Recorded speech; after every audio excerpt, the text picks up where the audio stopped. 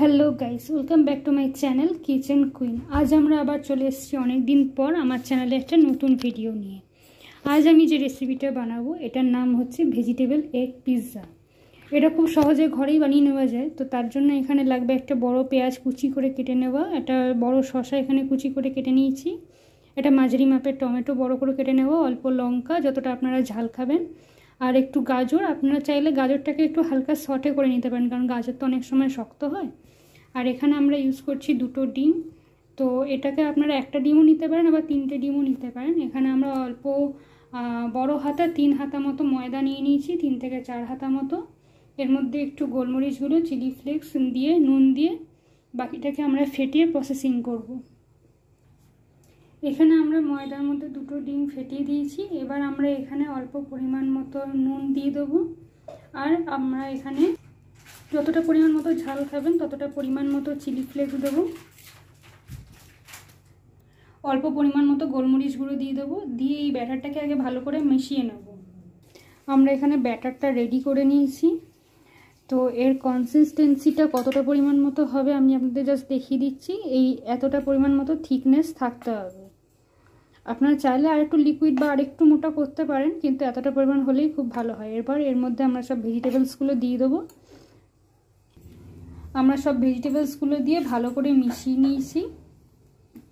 তো আপনারা চাইলে সব ভেজিটেবলসগুলো আগে একটা বলে দিয়ে তার মধ্যে এটাকে ঢালতে পারেন, আবার আমি এই ব্যাটারটা আগে তৈরি করে এর মধ্যে এই ভেজিটেবলসগুলো দিয়েছি। এবার আমরা ফ্রাইং প্যান, একটা ননস্টিকের ফ্রাইং প্যান অন করে বাকি প্রসেসিংটা করব।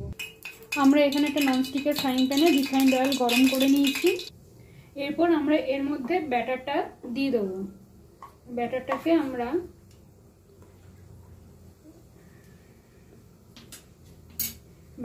আমরা জাস্ট এইভাবে ভালো করে দিয়ে দেবো। এইভাবে ভালো করে দিয়ে আমরা জাস্ট এটাকে পুরোটা মেল্ট করে দেবো, যাতে ফ্রাইং প্যানের মধ্যে পুরোটা ভালোভাবে বসে যায়। আমি এটাকে ফ্রাইং প্যানে করছি। আপনারা চাইলে এটাকে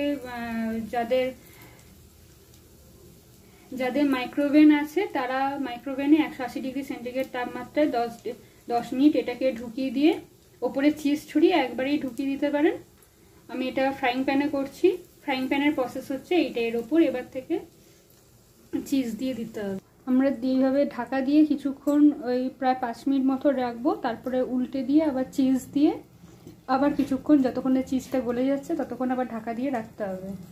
আমাদের এক পিঠ রেডি হয়ে গেছে। এবার আমরা উল্টো পিঠ করে দিয়েছি। উল্টো পিঠে যতক্ষণ ফ্রাই হবে ততক্ষণ আমরা এর ওপর থেকে চিজ ছড়িয়ে দেবো। আমরা এখানে আমুলের চিজ ইউজ করছি, গ্রেটারে গ্রেট করে দিয়ে দেবো।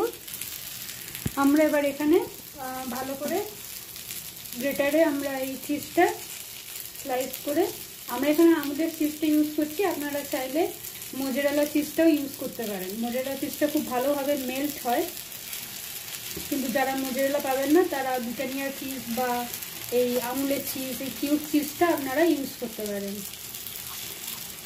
স্লাইস চিজও আপনারা ইউজ করতে পারেন। স্লাইস চিজটা তাহলে ছিঁড়ে ছিঁড়ে এর ওপর থেকে দিতে হবে। এবার যতক্ষণ না পর্যন্ত এই চিজটা মেল্ট হয়ে যাবে ততক্ষণ আপনাকে এই ওপরটা ঢাকা দিয়ে রেখে দিতে হবে। আমরা চিজ ছড়িয়ে ঢাকা দিয়ে রেখেছিলাম। তো ঢাকাটা খোলার পর এরকম একটা হলে চিজটা গলছে যেরকম হয় সেরকম হয়ে এসছে। এবার আমরা উল্টে পাল্টে ইউজ করব।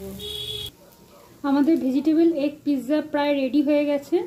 চিজটাও বেশ ভালো মেল্ট হয়ে গেছে। মোজারেলা চিজ দিলে সাইডগুলোতে আর একটু বেশি চিজি ব্যাপারটা আসতো। তো এবার আমরা এটাকে গ্যাস অফ করে সার্ভ করে নেব।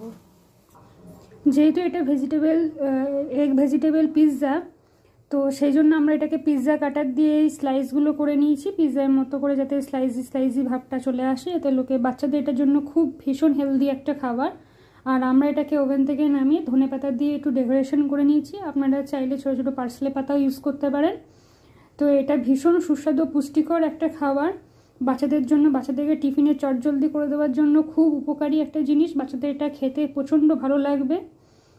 আপনারা যদি এরকম ভিডিও চান অবশ্যই আমার চ্যানেলটাকে লাইক, শেয়ার এবং সাবস্ক্রাইব করবেন, এবং এই রেসিপিটা ঘরে করে অবশ্যই আমাকে জানাবেন যে কেমন লাগলো। কমেন্ট করে অবশ্যই আমাকে জানাবেন। টাটা।